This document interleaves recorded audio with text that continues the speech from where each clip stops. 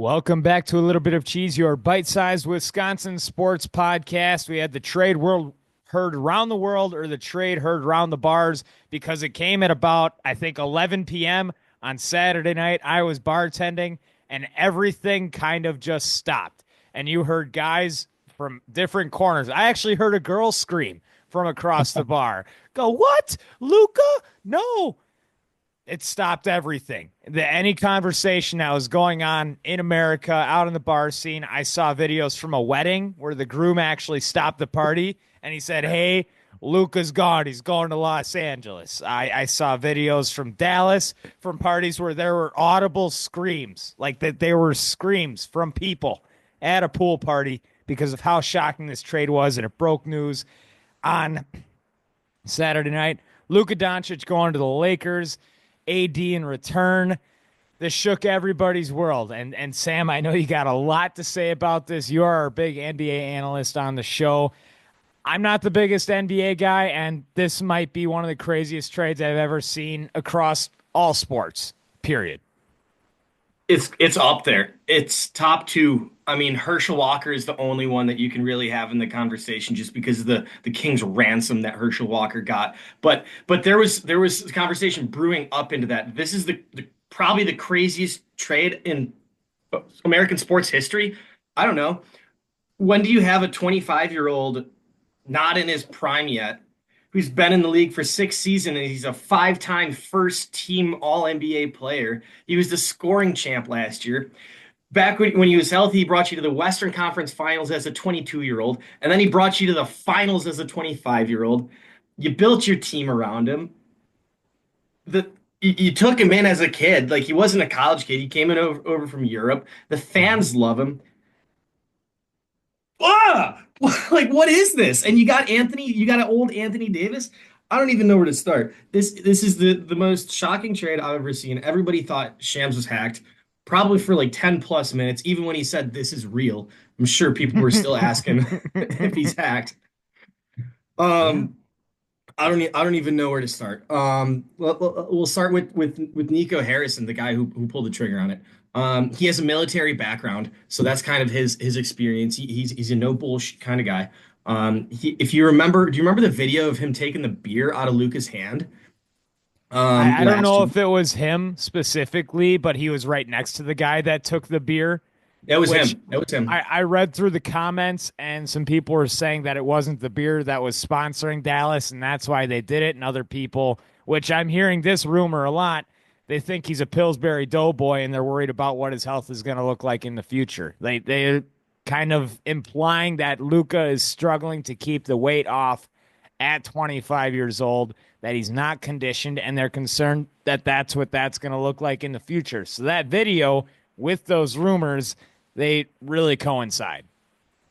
If he is putting on some weight, I don't give a dang. If I'm the Mavericks front office, this is your franchise. This is someone who comes around once in a generation. This is not a good player. This is someone who's on an all-time trajectory. He might have the best start to an NBA career without the team success that anybody has ever had. What Luka is doing is unprecedented. He put up 60, 21, and 20 last year. He had a 70-point game.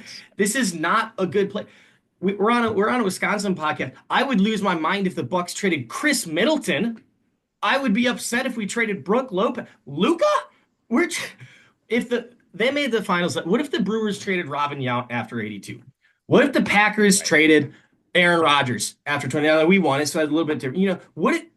Who does this? This is Yeah. absurd. There's a something I always thought as an athlete, and something I think both of us have seen as athletes being members of the team.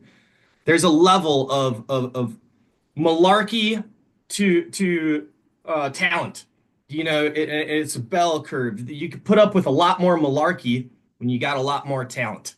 So if Luke is coming in overweight, you deal with it. You put the right guys around him. You give him a dietitian. You give him the resources. You sign him to the contract. You do everything to pour into Luca because he's the one that'll take you to the promised land. We Not, had the same conversation with Jair Alexander. Like, that's yeah. the reason he's probably not coming back next year. Green Bay was able to deal with all the stuff that was going on in the locker room, which we don't know exactly what that was. But now the fact that you're not getting the production on the field, now you get rid of them. Now you're okay with that. That's where that trajectory is. But like, I agree with you 100%. Like they are coming off of a finals appearance when I don't think many people expected for Dallas to come out of that in the West, like at Hmm. all last year. And they're able to go all the way on the brink of a championship. And now you're building your franchise based around a injury prone Kyrie Irving who is aging and an injury prone AD who is aging. This is, yes, in all terms, just that is malarkey. All of it is. This trade was malarkey. I'm seeing these quotes, like even from the top down, whenever the idea of even trading Luka was brought up in meetings, people thought that he was joking initially. Like when I think when Devin Booker first heard that Luka was traded, he thought Luka Garza was traded because that was one of the untouchables in the NBA. What we understand, like what you're saying, like a Giannis should be an untouchable, like a Kevin Durant essentially should be an untouchable. Those superstars, that echelon of players, you do not trade like that. Just for your fan base, for the chemistry of the team, that is your team. That is the person that you build your entire roster around. If it's your second best player, I can kind of hear those. Like even for the Bucks, like if they went and traded a Damian Lillard, that is a lot different from trading a Giannis Antetokounmpo because a Giannis is your homegrown player that has been there, that has taken you to the finals. Yes, they won the finals, but nobody was expecting for Dallas to come out of the West. That team was not that good last year. It was Luka and it was Kyrie, but Luka's the homegrown kid. He's a better player. He's younger, and I none of this makes sense. This has never been seen before. You don't trade that transcending generational franchise homegrown player who is just about to get that supermax contract for 345 million and now you screwed him out of that too. Like it's none of it. I didn't sleep well last night. I haven't slept well the last couple of nights. And I don't care about the Dallas Mavericks because this doesn't make sense. It just doesn't. Like there are things that are logical and most things you can kind of understand the logic. They had to have hated Luka Doncic. It had I to don't have. know what conversation was had. Like I don't know the relationship between him and Kid or him and Nico or him and the other guys, but it just doesn't matter. That's the kid that you drafted. And your owner was Mhm. saying that you needed to keep together with the other stars there. When Kristaps came in, Mark Cuban, before he became a minority owner, he was the majority owner, said that his goal was to keep those two together because he didn't keep Nash and Nowitzki together back in the 2000s. And now you look at where the franchise is, they've gotten rid of both of them, and you're relying on a Kyrie and an AD who, and don't get me wrong, AD is a Hall of Fame player, and so is Kyrie Irving. But this is, they're not Luka Doncic. It's funny that you mentioned Dirk. I didn't know if I was going to mention this. I am going to. On Friday night, I see a lot as a DJ, and I saw an acquaintance of mine acting less than faithfully towards her boyfriend, and I hoped that would be the most disloyal thing I saw all weekend, Cody. I thought that was it for the disloyalty I had to deal with this weekend. They just put up this Dirk statue. You know what it says on the plaque of the Dirk statue outside of the Mavericks arena? Loyalty never fades away. That's what it says on the Dirk statue. And then they go around and burn I listen to some Mavericks podcast. People are asking themselves, how do I tell my kids this? They don't know how to tell their kids this. They're naming kids after Luka. They're Yeah. I saw a tweet out there that says some guy from Dallas. He says, "This is the craziest day of my life, and I've done been shot before." What are we doing, man? Dallas is in shambles. I told you I listened to this Mavericks podcast. I took some of Yeah. the quotes down. Isaac Harris from Locked On Mavericks was the guy. Nico has got to be a double agent for the Lakers. I cannot believe Nico Harrison could be this dumb. There has to be something I don't know. Um, Man, I believe in my Lord and Savior, and I believe that I'm going to be in heaven. But man, if there is an idea of what hell looks like, it is this. That is what Dallas is saying today. If Oh there's my an goodness. idea of what Oh, hell looks like, this is it. Dirk gave up hundreds of $1 millions to stay with Dallas. He could have been paid bigger elsewhere. He Oh stayed yeah. with them for 20 years. He was the face of the franchise. And that one trophy that he brought, and we talked about this with the Bucks trophy, the Giannis single ring, if Giannis doesn't win another ring, it's more value than anything that LeBron had. Maybe the Cleveland 3-1 comeback one.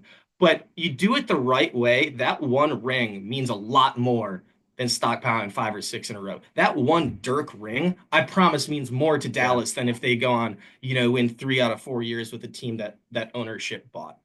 Nico Harrison says that he's looking in this future in about a 3 to 4 year window, not a 10-year window because, oh, he might be buried by then. And he laughed it off at this press conference. You know who's not going to be buried by then? The kids in Dallas. Your fans, the people that are paying for the seats, that are buying the jerseys. That's not who has a 3 year, then burn it all to the ground window. That's not who wants to hook up their wagon to two injury prone 30-plus-year-old players. It is absolutely indefensible. If if I was a Mavericks fan, I would never be a Mavericks fan again. If the Bucks traded Giannis, I would not be a Bucks fan. I couldn't stand behind that. Yeah. It's You jump indefensible. ship. It's gross. And yeah, terrible. Yeah, and that was my instant reaction to all this was I feel so bad for Dallas fans. Like they had to have felt so good. And I saw that picture of Luka and Jalen Brunson holding their jersey up together on draft day. And it makes you feel just sad for Dallas because they have had every opportunity to go and build a super team. They have. They have had guys go through that organization and then find themselves out the door. And I don't know whose fault that is, but in the end, you have to look at the management and the general manager, the front office, and all of it. And it is, as you said, inexcusable. So I'm sorry, Dallas fans. I guess we'll take you up here in Milwaukee. Like you could root for Yeah. Giannis. That's pretty fun. I mean, he is 30 years old, but I think you got a good 8 or 9 years of dominant basketball left in him because I do not see him slowing down anytime soon. And if he does, he's still going to be a all NBA type player. But this In a, is, yeah, just transcendental trade. in a world of to bridge it to kind of the rest of what this means for sports, in a world of player empowerment, and we kind of talk about LeBron's impact on sports, and he really brought player empowerment to the surface. Now, there were some guys who asked for trades, but LeBron was kind of the first to really move pawns around. And since then, we've seen players say, I want to go to this team. We saw Kevin Durant do that with both Brooklyn and Phoenix. We've seen James Harden do this a handful of Mm-hmm. times. We saw Tom Brady do that. We've seen guys pick their spots over the past 10, 15 years. What happened Saturday night has undermined years of player empowerment progress. This is ownership and GMs taking a strong stance and saying we are the ones in charge. And that's going to have a ripple effect throughout sports. I forgot someone tweeted it out. I think it was CJ McCollum. I don't think he needs to be too worried about it. But he's like, "Oh, better pack my bags now because if the Don is getting traded, anybody's fair game." You know, I never thought Giannis would get traded. Now I have to take it into consideration. I don't think Horst is that dumb, but I don't think the Mavericks fans thought Nico Harrison was this dumb. Yeah, they might have. They might have. I mean, that's He had to show I signs. right. And of course there are always the rumors that Giannis is gonna get traded or whatnot. And there's always rumors that your superstar is gonna get traded. This is the first time that we've actually seen that guy go out and get traded. And I think this is a pendulum swing where I'm not saying there was actually I'm gonna say there was a little bit too much player empowerment.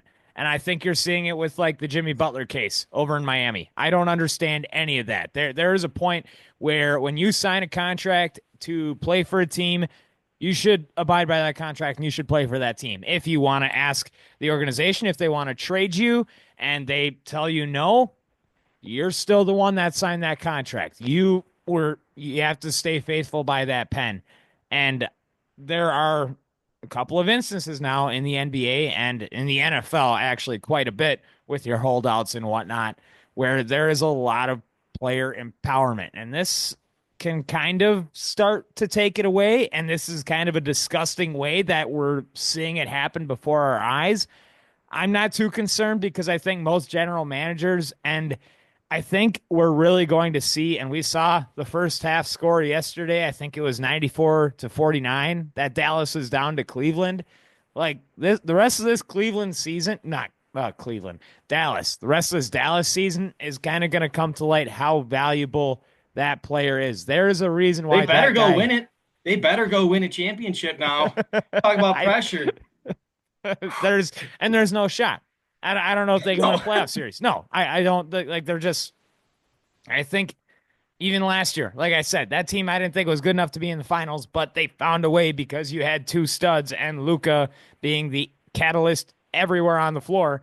And I know that the one conversation that Nico was trying to bring up was defense wins championships. Yes, Luka is not a good defender, but he is a generational player on offense, and I think you can build other guys around him on the defensive side to kind of make up for what you might be losing is kind of the logical way that I think every other general manager in the NBA would think, but not the case for Nico Harrison. And yeah, this is the aftermath I think is going to be more hilarious and sad from multiple perspectives.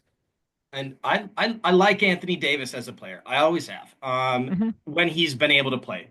I remember a conversation with a good buddy of mine, Trevor. Shout out him. He's in, I think, Vietnam right now, just having a little Oh, living life. We were shooting hoops, and I told him the way that the Warriors dynasty will go down is somebody's going to need Anthony Davis. I said Anthony Davis is the game breaker. Whoever's going to take down this Warriors dynasty is going to need AD because I've always thought he's just that good. He's that game wrecker of a player. mm-hmm. There's three guys in the league that can be what Anthony Davis is. It's him, Giannis, and Wemby. And when he's playing his peak, call it the Mickey Mouse ring if you want. He brought the Lakers to a championship. Anthony Davis' Yeah. ceiling is that high. He's almost 32 and he's injury prone, and so is Kyrie. And you talk about fit on a basketball team. I like the Mavericks lineup. You know, Derek Lively is a big center. AD can play his four. Kyrie's a really good ball handler. It's not 15 years of Luka though. It's No. just we talk about levels to this, and you can't defend this. If Luka was on the market, Mikal Bridges just went for five firsts. Donovan Mitchell went. Rudy Gobert went for five firsts. Donovan Mitchell went for five firsts. You're walking out of this with a first round pick, Anthony Davis, who's fantastic, but 32 and injury prone, and Max Christie. Like you could have gotten so much more, man. It's such, how do you look your team in the face? This had to be the selling point for Kyrie. It had to be the selling point for Klay Thompson to come on over. You better go win it. I don't think that they're out of the picture. I think they're probably a top four team this year and maybe next year. You didn't want to pay Luka the Supermax? You got to play by the rules. You're going to spend that money anyways. What are you not going to spend Yeah. that money on players and just be like, oh no, I want to Yep. be cheap? No, dude, you're going to spend that money. You might as well spend it on the guy who's going to be a top 25 player ever. Yeah. Yeah. Every single sense. This is mind blowing. We'll see how it all shakes out. John Horst, we really like Giannis Antetokounmpo, and like looking forward in the future. Like don't get any silly or stupid or really bad, possibly even intoxicated, induced ideas. I mean, the time that trade happened, late Saturday night, who knows if there was some extracurricular activities involved because that was just plain stupid. I think that's where we'll leave that conversation right now. Luka Doncic going over to LA and AD going to Dallas. And we'll get to be witnesses to how everything shakes down in Goodness. the My NBA. goodness. We'll stay in the NBA here because the Bucks on a little bit of a losing skid here. Now lost three straight. Kind of got blown out by the Spurs, 144-118. Wemby had himself a day. Chris Paul was there. You kind of saw Giannis and CP3 going after it. And when I say that, kind of just chirping each other at the end of the game. And Giannis saying, "Hey, I'm here. You said you wanted to fight before." And then Chris Paul was like, "Yeah." And then he kind of walked away. I mean, if I was Chris Paul, I would not actually want to try to pick that fight either. Like, yeah, I'd probably try to chirp Giannis, but physically, I can't fault Chris Paul for not going up and trying to get in a physical altercation with Giannis Antetokounmpo because I would love to see a Giannis in the ring. I will say that, like just a UFC like celebrity match. Like, I think Giannis could do some funky things. I've seen a lot of wrestling in my life.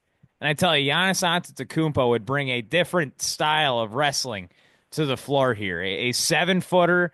I don't know what he's probably 270. No, maybe like 250, 260. There's a lot of lean muscle mass there. I think Giannis would be a pretty good MMA, mixed martial arts, anything like that if he could bring it all together. Well, But that that's is not a ring that it's not a ring that Chris Paul wants to be in. I promise you that. After we saw that Valley Oop and he tried shoving Giannis, man, I don't think Chris Paul's ever seen a fight that he didn't want to start then run away from. And yeah. the Giannis fight is one of them. So he wants to stir it up and walk away. Like Chris Paul's a punk. Next time Giannis sees Chris Paul on the court, go take Giannis's over. He's about to put in work next time he sees Chris Paul, or he might not play because he's worried about his health. I mean, that's fair as well. And I mean, Spurs just had themselves one heck of a night. The Bucks defense just falling apart at the seams. That's going to happen. You have some high-powered players there with the Spurs who they also just had a big trade as well, I believe, bring in De'Aaron Fox. Is that correct? Aaron Fox is now a Spur. Zach LaVine went to the Kings, so the Bucks' dreams of getting Zach LaVine are over. Which, hey, I'm happy with. You know, I got my fix of NBA trades for the season. I think Yeah. for my lifetime today. So I think Bucks are kind of going to kind of use the crew that they have. We mentioned the losing streak that we are. Bobby's been out for a couple weeks now, and we know that we don't have a lot of big man depth, and it is absolutely showing up. We're getting out rebounded, and like I said, Bobby isn't the answer defensively, but he does get his 10 boards a game, and we just don't have the bodies. We don't have the big bodies to put Yeah. out there. You know, we don't want Giannis playing all that much center, and it's Giannis and Brook, and that's all that we have. Tyler Smith, I hope he grows up real fast. But I think the trade deadline is Thursday. It's coming up. We got 3 days. I do expect the Bucks to make a move. Obviously, with Zach Okay. LaVine off the table, De'Aaron Fox part of that deal. I do expect us to make a move. Horst is going to be active. I bet Bobby gets traded in the next couple days. We'll see if Really? that Okay. comes to fruition. Okay. Yeah, I mean that's kind of what they need. Where Brooke Lopez and Sam, you and I have had this conversation. When you talk about Brooke Lopez and the legacy that he had in Milwaukee, there's not many that have the same conversation you have like a Brooke Lopez. He turned a team who was one of the worst rebounding teams in the league to the best. At this point in his career, Brooke Lopez on the rebounding front without a Bobby Portis or Giannis attacking on the inside, aside from him, you're not going to out rebound. That's evident.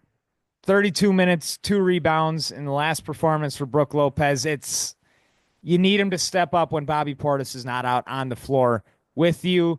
Lopez has not been able to do that. He's old, he's slow, he's unathletic. I did watch him hit back-to-back threes. I mean, that was kind of cool, but that's really all that Brook is providing you at this point in his career. And I think another athletic big that can go grab the board is going to be really crucial going down the stretch. This is going to be like this problem that we see right now in the regular season is Mhm. only going to be magnified when they get to the playoffs. Like if they No cannot doubt. figure this problem out, they will be a first round exit. You have to get those rebounds late. You're going to see what happened against the Grizzlies yesterday.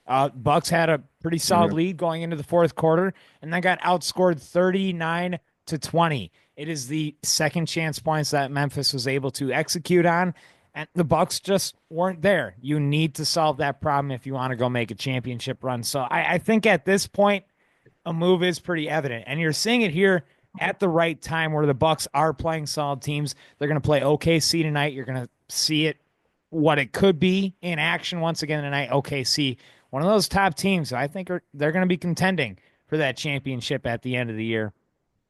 And maybe this can really be a telltale sign for what Horst wants to do. Go find that big man. I agree with you. I think something needs to happen here because we're seeing how this can be a real problem when it gets down the stretch.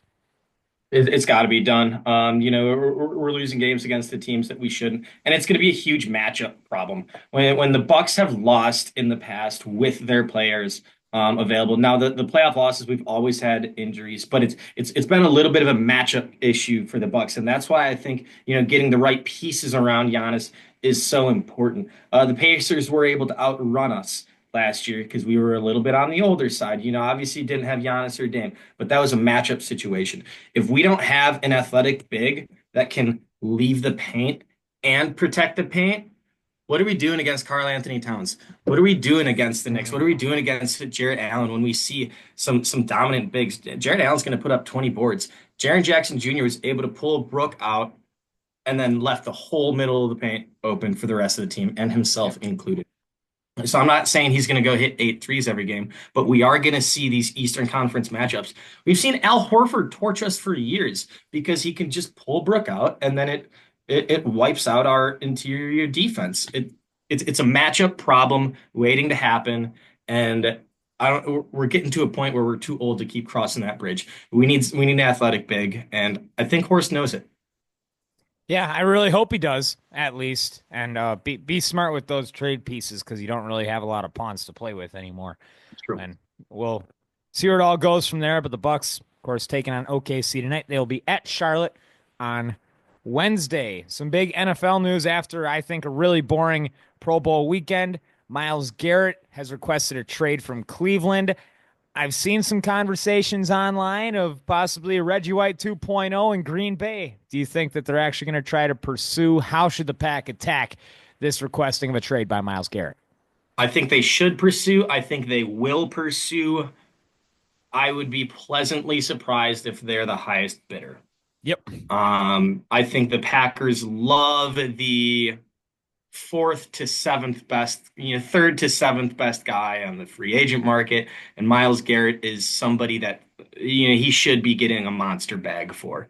And again, we just saw this Luka situation go on. I think this impacts the Myles Garrett trade because Garrett can say he has 3 spots where he wants to go, and that might not matter because if Cleveland is trading Myles Garrett, they just saw what Luka and the reaction to them Mavericks not getting the Luka bag. They're gonna want the bag and a half. They're gonna want 2 first rounders for somebody like Myles Garrett. I don't think that the Packers are going to do that. I think the Packers, like we talked about last week, are always concerned on their 3, 5, 7 year plan. They're not as concerned in pushing all their eggs in the basket. Somebody out there is probably going to push all their eggs in the basket for Myles Garrett. And I just don't think that's going to be something the Packers are going to match. I would give up Van Ness in a first for him. I don't know. That's just me. I mean, yeah, I would absolutely take that deal in a heartbeat. Myles Garrett's one of the best defensive players I've ever seen with my own 2 eyes.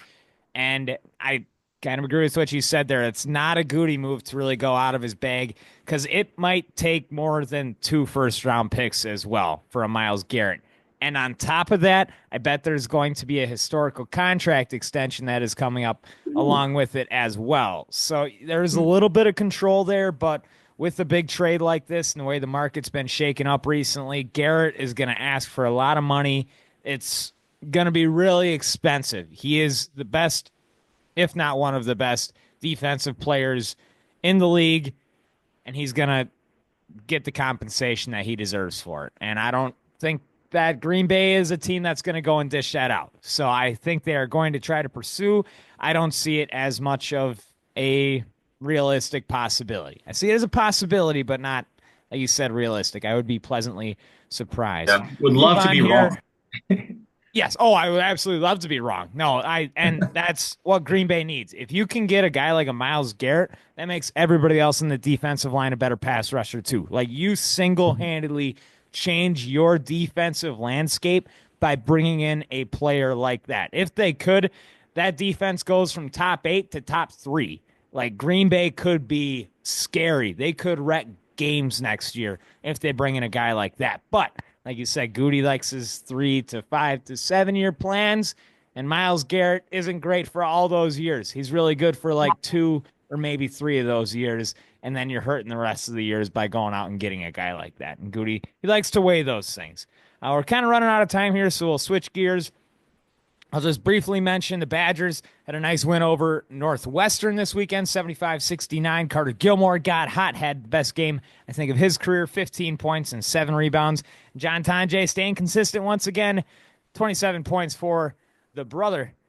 He's playing some good ball in Wisconsin on a Big Ten win. Yeah, he's got to be the consistent piece for us going forward. He started the game a little bit slow, and then he saw the ball go in, and that's exactly what he needed. Yeah, he is the level for this Badgers ship. So he keeps scoring. We're going to stay in games and beating Big Ten teams. It's always good. Absolutely. It's a tight Big Ten, and any win I think you get against the Big Ten is solid. We'll quickly move through the grader here. We'll just give some quick answers as we go through. My first question for Sam, what would the best case scenario be for a Pro Bowl? Like you had all your things going on this weekend. I didn't tune in at all. I saw some videos online. What would you want for best realistic case scenario for that weekend? As far as like what I want the weekend to look like, Yeah. Like, do you like the flag football? Do you I like want the to go games, back to man. the patty cake? Yeah, no, I like the games. I think it's fun. I think it's engaging. I think, the cash prizes for the players keep them interested. Mhm. I like the mini games. I think it brings us all back to like Madden mini camp that we used to play in like Madden '07 or something with a sweet soundtrack. So I'm a fan. Hey, Davante Adams posted an Instagram story with green and gold cleats. 1 to 10. Is he coming to the Packers? 10, yes. 0, no. I'm saying 7 or 8. I'm Ooh. I'm I'm really buying in. Players don't like there have been so many hints and clues that Devontae has been dropping, and this Yeah. last one was like clear as day. Like he's holding up a sign saying, "We'll be back, Title Town. We're bringing a ship." Like that was what that was saying to me. Because those colors that you saw in those shoes, that green and that yellow, like that, there's Mhm. only one message that goes along with those two colors when they go together. Because inherently, two colors that look terrible next to each other, unless they're associated with the Green Bay Packers. Like you're not wearing green and yellow unless you're repping the Packers. That was obvious there from Davante Adams. He said he likes what's going on in Green Bay. I think we know the kind of player that Davante Adams is. I think they're going to go and try to find some possible way to get him. I think both parties are excited. I think it's a real possibility, and I think it's more possible than him being anywhere else at this point. Uh, how can the Bucks maximize a Brook Lopez? I kind of stated the numbers before. They're really struggling with the rebounds inside. How can that happen with the old unathletic Brook?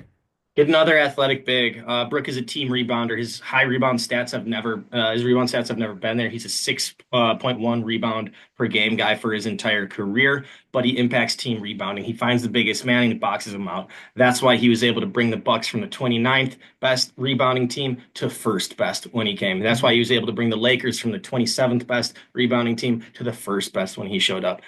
Keep Brook on the team, but get someone there so when he boxes someone out, someone can eat that up. He absolutely has a role. He has a value. I don't know for how much longer, but for at least this year and next, Brook is incredibly important to the way this Bucks team runs. What other than winning a championship, how do the Mavericks win this trade? That's the only way. Like that first round pick that you got better be a top 5 player in the NBA. That's the only like you have to hit an absolute home run with that first round draft pick that you get. And Luka is a once in a franchise's generation type of a player. Like you get one of those guys every 30 years to come through a franchise. And you just said that you didn't want him.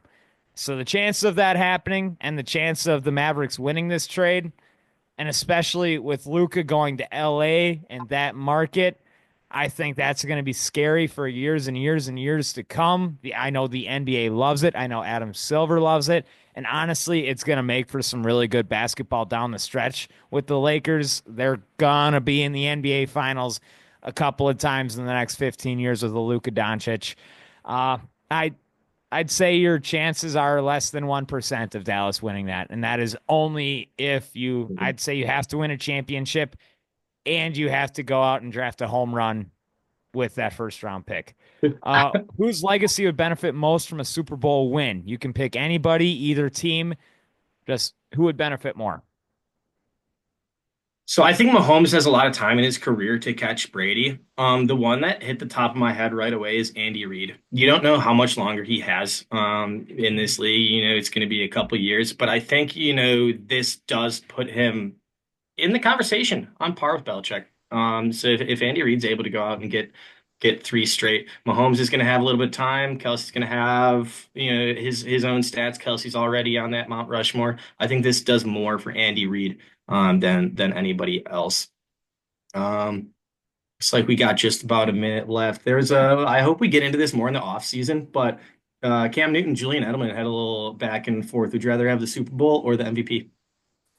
I think you play to win the Super Bowl. I think that's the Sure. goal. I don't know. Like inherently, I look at it as like a moral thing. Like, are you looking to go like say you were on the best team or to say that you were the best player? I think to go out and to be hunting for MVPs, I look at that as like a selfish, a me kind of thing. And I think that a team and everybody that looks at value would much rather have the guy that's going out and chasing Super Bowls as opposed to MVPs. So I'm with Edelman on that conversation, and I'm with against Cam Newton on a lot of topics that he brings up. We'll do Yeah. we'll do a real quick headline here. My headline for next week: three-peat, oh so sweet. Chiefs make history, keeping the crown. Pat Riley making a bag. Three-peat. That's Let's do it. All right, this has been another edition of A Little Bit